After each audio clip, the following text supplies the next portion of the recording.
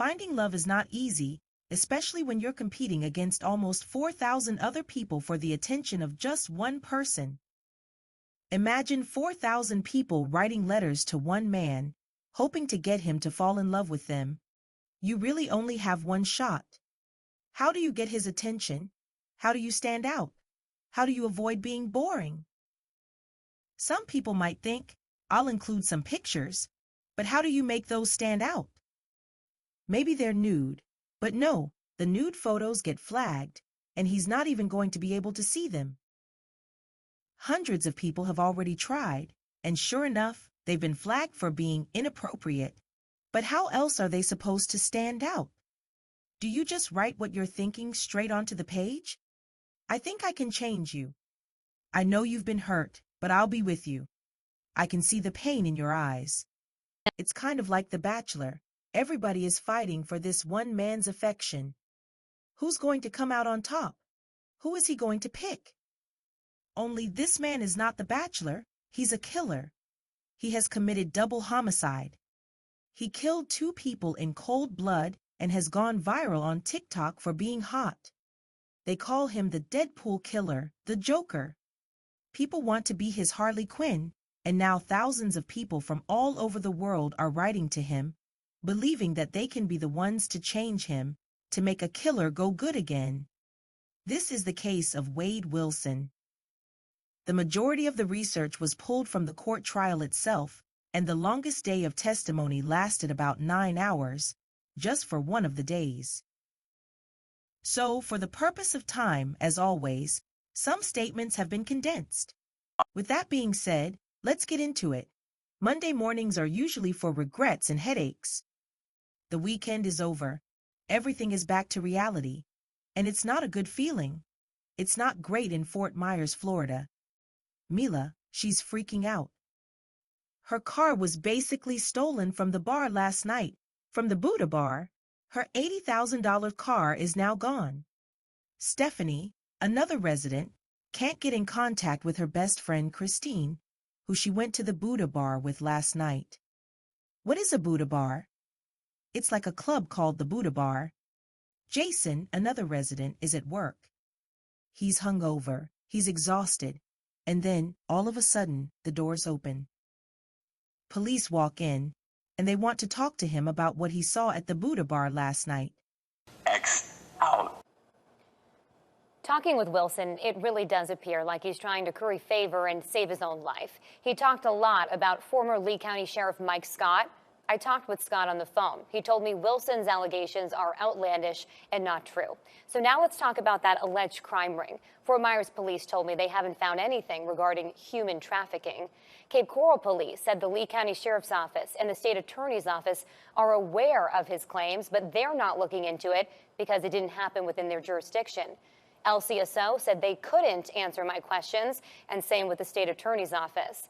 And as far as Wilson's claims about Lauren DeMolo, Cape Coral police said they don't think there's any connection between the two because Wilson was locked up before DeMolo disappeared. Wade, 25-year-old Wade Wilson, is standing in line Monday morning at this print shop.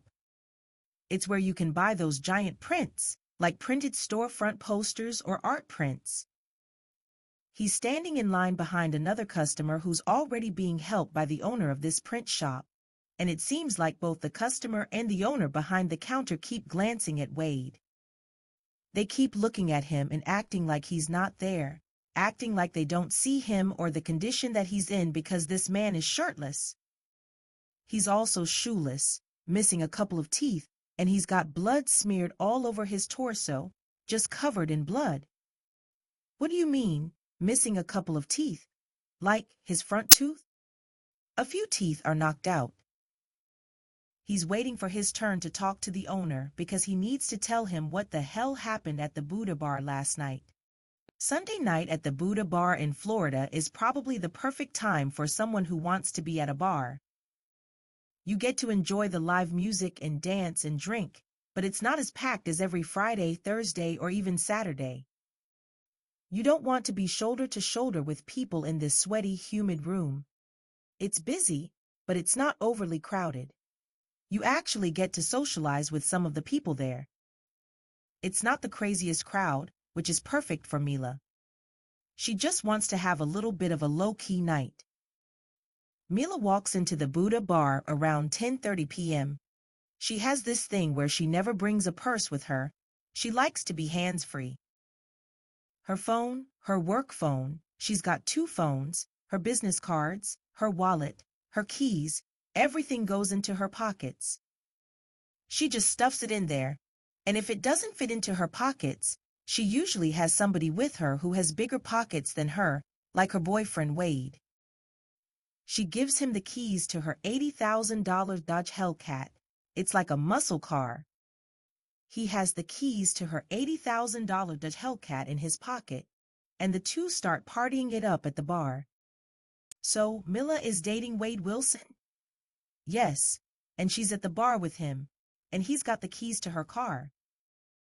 Now, outside the bar, Amy just pulls into the parking lot, and she sees this sleek gray Hellcat parked outside.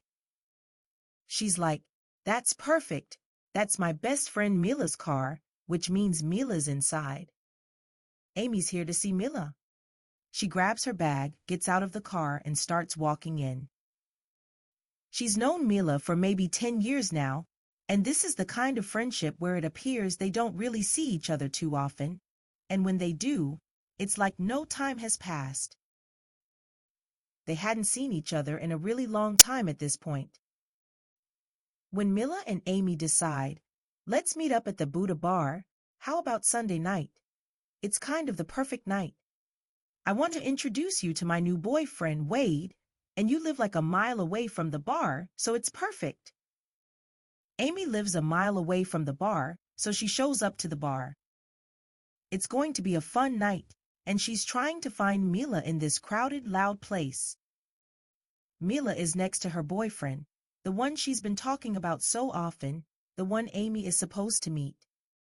The first thing Amy notices is this guy is tall. This guy is probably 6 feet 6 inches. He's tall, and next to Mila, he looks even taller, considering she's, 5 feet 2 inches? She's tiny. He also seems nice. He seems charming even. Wade Wilson. "Nice to meet you." "Oh, Amy, nice to meet you too." The three of them grab drinks, they're hanging out, they're dancing, and then it happens. This is the one thing that every friend who goes out with couples dreads. The couple starts fighting. They start arguing, and the whole energy just goes south. It sours. They're arguing at the bar because they just want to do different things. Wade wants to leave the bar right now and go to a guy friend's house and maybe do a little bit of drugs. Mila, she doesn't want to do any of that. It's Sunday night, she wants to go home early. She'd rather either stay here at the Buddha bar, enjoy the music and dance like they agreed to, or just go home. At this point, she doesn't want to continue the night at somebody else's house, especially someone she doesn't even know. What is she supposed to do? Sit there and watch them do drugs? She just wants to go home. They're going back and forth, back and forth. Nobody wants to budge. Mila's like, "I've told you at least 3 times that I don't want to go over there. Please stop pushing it. Besides, this bar is about to close. It's nearly 2 o'clock in the morning. I think we should call it a night." The two step away from each other to cool off, and Amy's trying to stick by Mila's side. "Maybe let's just head out, get some fresh air. I'm sure he's going to join us outside, and once he gets outside, maybe he'll change his mind. Maybe he'll be like, 'You know what, babe? Yeah, you're right. Let's go home.'" They walk outside the bar, and they hear a car engine rev and crack, and then they see a car speeding away. That's Wade. Amy is looking at the car. She's looking at Mila. She looks back at the car. "Isn't that your car?" Wade, Mila's boyfriend, had taken Mila's keys to her $80,000 car and had just driven off, stranding his girlfriend at the Buddha bar. At the same bar, there are 2 other girls who have no relation to Mila and Amy, at least not yet. Stephanie and Christine. Just like Mila and Amy, Stephanie and Christine have been friends for a really long time, and they're just trying to enjoy their Sunday night before the work week starts. The girls are about to leave when a man jumps in front of Stephanie. "Oh my gosh. Oh, sorry. I was just wondering, who's your friend?" He kind of nods his head towards Christine, who looks up at him. "Hi, I'm Junior." "Oh, this is my friend Christine." Stephanie's a little bit confused. Christine reaches out her hand, shakes Junior's hand. "Christine, nice to meet you." And the three of them, Stephanie, Christine, and Junior, start walking towards the bar, and they start talking. I mean, it's very clear that Junior is very much interested in Christine at this point. He's so distracted, he almost forgets to introduce. "Oh, by the way, I'm so sorry, guys. Meet Jason." "Everyone, this is Jason." "Jason, this is Stephanie, and this is Christine." They're like, "Hi, Jason." Stephanie, "Oh, this is good, look. He's cute. He's charming. He's friendly. He's so funny. Look at his clean-shaven face. He's got the big dimples." Christine is joking to Stephanie. "The guy I was talking to earlier tonight, remember? He had just one dimple. This guy, Junior, he's got two dimples." Okay. The message is very clear. Stephanie and Jason are playing wingman tonight so Christine and Junior can get to know each other. And they do. The girls are at the bar from 10 p.m. until around 2 o'clock in the morning, when the bar is closing up, and slowly everybody starts shuffling out of there. Things are going honestly very well at this point. Nothing feels forced. Nothing feels unnatural. The conversation is flowing so easily. They're all standing in the parking lot for a second when it's suggested, "Why don't we just all go back to Jason's to finish off the night?" Christine and Stephanie had Ubered to the bar, so it makes sense. It was kind of perfect. They get into Jason's car. Jason starts driving back to his place. They open up the front door. They're all giggling, all four of them, when they flip on the lights, and on the couch sitting there, staring at them walking in, is Jason's mom, and she's pissed. It's past 2 o'clock in the morning. It's Monday morning now, and Jason's been out all night long, and now he's brought home 3 people over. How old is Jason? I would say probably early to mid-20s. Oh. So everyone tries to make small talk with Jason's mom to kind of ease the tension, but it's not really working, so they all just run off into Jason's room to get away from the weird awkwardness. Jason's room is interesting. It's at the very back of the house, and there's a door to the backyard in his room. So it connects to the backyard? Yes, exactly. So Stephanie and Jason decide they're going to just step out into the backyard to hang out, give Christine and Junior some space to do whatever they want to do, because the two of them start having intimate relations pretty quickly inside of Jason's room. Now, I do want to mention that everybody here is an adult, and it's consensual. Stephanie is the type of friend to fight somebody herself. She's the type to call the cops herself if she thinks even for a second that something is wrong. This is, by the way, what Stephanie does tell the authorities later on, like she is recounting the whole night, and so does Mila. There's a lot of testimonies here. Now, Stephanie says they're just adults that met at a bar, they're having some fun, and it was nice to see Christine enjoy herself once in a while. I mean, she's usually the one that's taking care of everybody, so it's nice to see that she's getting a break from all of that. Now, the 4 of them are there for a few hours, maybe. I mean, they kind of lost track of time, when Junior pulls the girls aside and tells them, "This guy doesn't want us here anymore. We got to go." That's what he says. And it was at this point, Stephanie said, that they realized, wait, these 2 guys, they don't know each other? Junior and Jason, they also just met at the bar tonight. She assumed that they had been friends. Like, they were under the impression that Jason and Junior had known each other and had arrived at the Buddha bar together as friends. But the way that he's saying, "Hey, this guy doesn't want us here anymore," it very much indicates, I just met this guy, and I just slept in his room. Yes, with Christine. And so the whole thing is a little bit strange, but also not strange because it's not like anybody lied about it. It's almost like Stephanie and Christine just assumed. They made the assumption, right? And they just seemed so natural. They seemed like they had been friends for years. Now, it's unclear who offered or how this next plan came into place, but the new plan for the rest of the night, I imagine it's maybe 5 o'clock or 6 o'clock in the morning at this point, is to go to Christine's house. Christine lives alone, so there's no mom waiting in the living room for them to get in. She does live with her cat, Monty, but other than that, she lives by herself. So they grab all of their stuff, they throw it into the car. This is actually Junior's car. That's also another revelation the girls are having. They're sitting in the car and they're like, wait, Jason drove this car to Jason's house, but now Junior's driving it. So apparently, it was Junior's car that Jason drove. It's weird, it's a little bit weird. So they get into the car. Junior's in the driver's seat. He turns it on, and the engine is so loud. I mean, especially because it's 5 o'clock in the morning, and they know that all the neighbors are probably going to wake up to this. It's just revving so loud, practically waking everybody up. Junior puts his hand on the steering wheel, he puts his hand on the gear shift, and he starts backing out of the driveway. The engine is getting louder and louder, but the car is not moving. The car is not even moving an inch. What the hell is happening?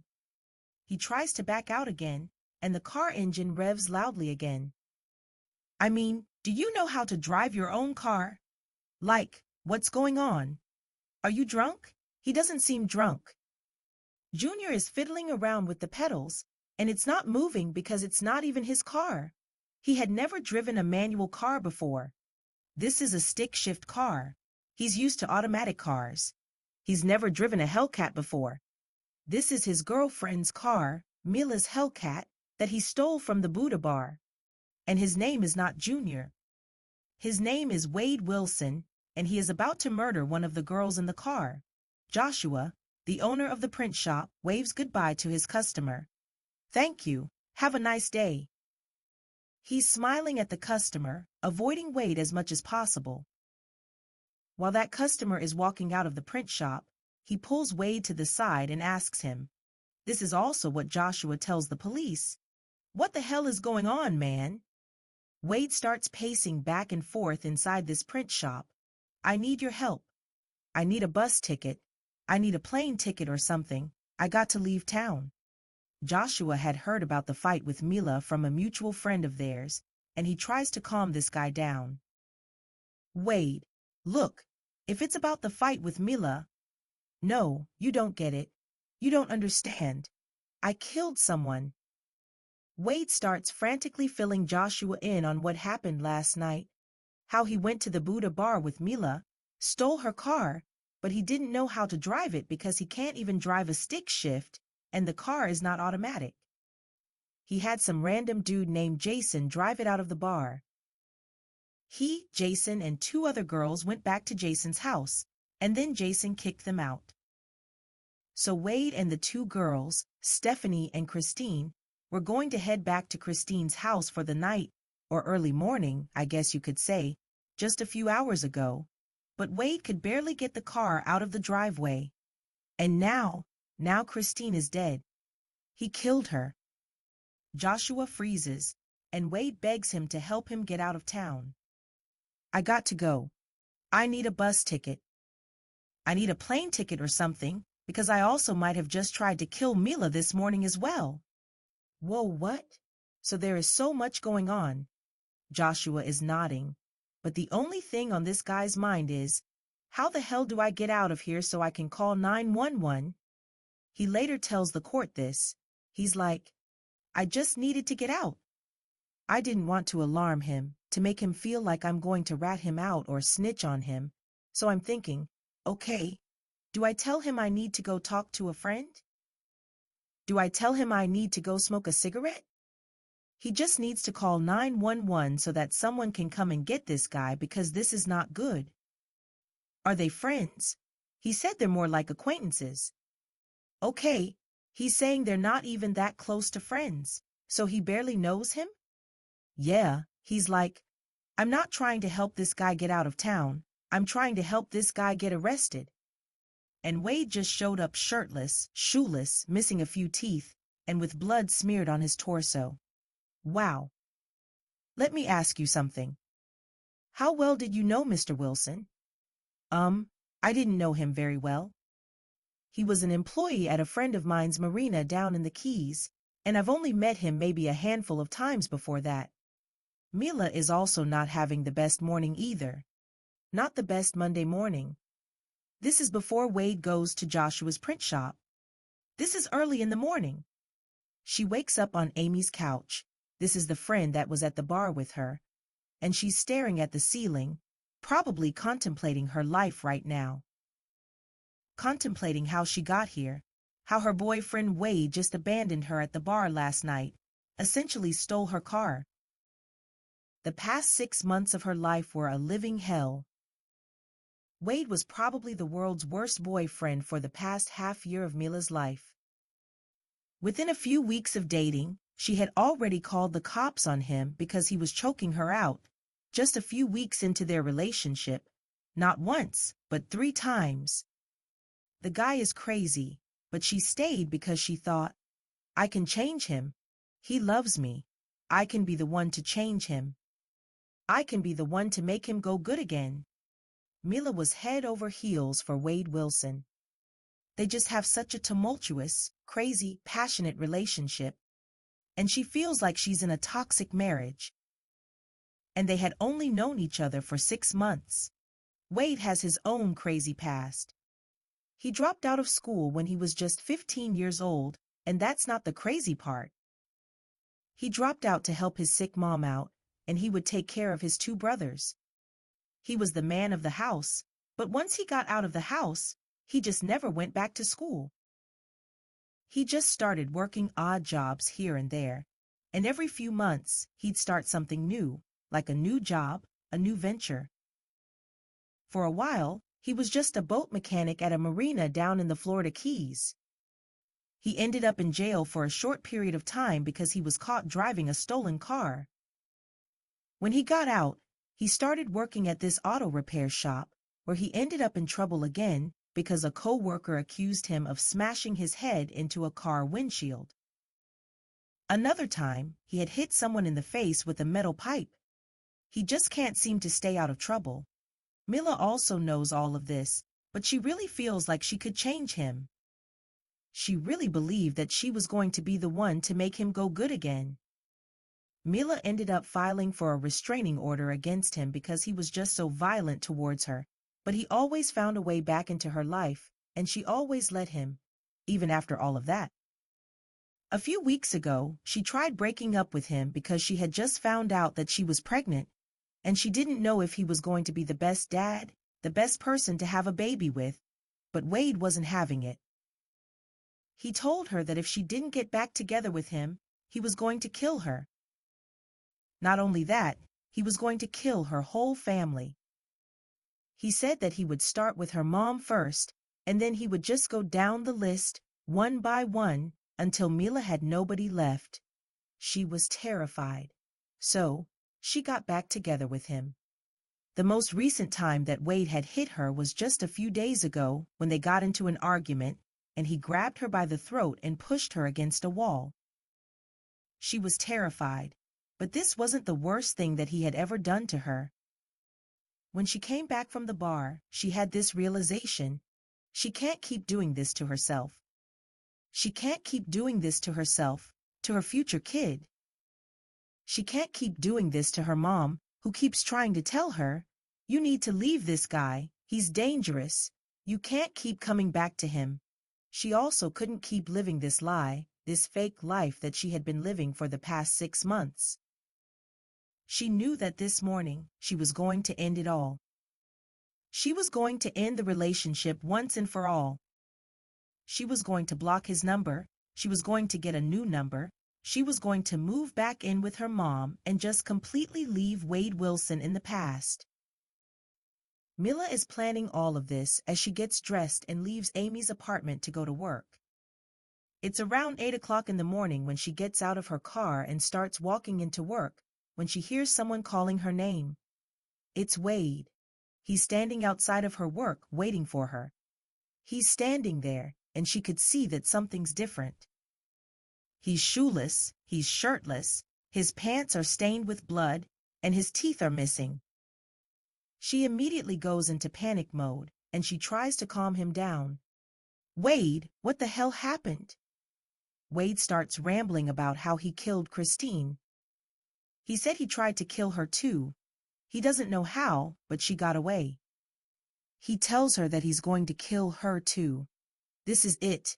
This is the end. She's standing there, frozen in fear. Wade starts advancing towards her, and he tells her, "I'm going to kill you. I'm going to kill your baby. I'm going to kill your mom." He starts walking towards her, and Mila is just standing there. She doesn't know what to do. She's in shock. She tries to talk him down, tries to tell him, "Wade, please, please, let's just go inside. Let's just talk. Please, Wade, let's just go inside and talk about this." Wade is not having it. He grabs her by the arm and drags her to the parking lot, to her car. He shoves her into the passenger seat, and he gets into the driver's seat. He starts driving out of the parking lot, and Mila is just sitting there, frozen. She's terrified. Wade is driving like a madman, swerving in and out of traffic, speeding through red lights, and Mila is just sitting there, trying to figure out what to do. She's terrified for her life. She's terrified for her baby's life. She's terrified for her mom's life. She's trying to figure out how to get out of this situation when she sees a police car up ahead. The police car is parked on the side of the road, and Wade is speeding towards it. Mila sees this as her chance. She unbuckles her seatbelt and flings the door open. She jumps out of the car while it's still moving, and she starts running towards the police car, screaming for help. Wade slams on the brakes, but it's too late. Mila is already at the police car, banging on the window, begging for help. The police officer gets out of the car, and Wade speeds away. The police officer calls for backup, and they start chasing after Wade, but he gets away. Mila is taken to the hospital, and she's treated for her injuries. She's shaken up, but she's alive. She's safe. She knows that she can't go back to her old life. She knows that she has to start over, but she also knows that Wade Wilson is still out there, and he's not going to stop until he finds her. She knows that she has to keep running, keep hiding, keep looking over her shoulder, because Wade Wilson is out there, and he's coming for her.